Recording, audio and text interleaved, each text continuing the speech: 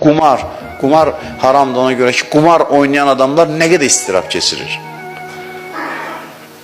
Onu bilirsiniz də özünüz, onun vaxtında çatdırmağı var, onu malını, sərvətini uduzmaq. Əməlli başlı istiraba çevirir həyatı. Yalan niyə görə qadağandır? Neçə səbəbi var? Bir də budur ki, yalan danışan adam stres içində yaşayır. Heç vaxt mümkün deyil, yalancı aram olsun. Hətta artıq bu fizioloji baxımdan cismində də hiss olunur. Bunlar hamısı Allahın sübutudur. Əgər Allah yoxdursa, insan maddi bir varlıqdırsa, doğrunun, yalanın nə anlamı var?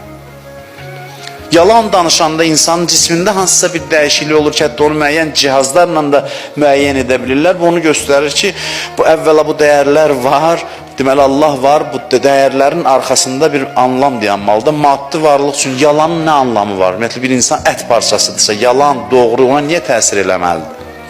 Bu bir. İkincisi də bunu göstərir ki, günahlar insanın aramlığını o dərəcədə əlindən alır ki, hətta fiziki baxımdan onda bir həyəcan, istirab yaradır.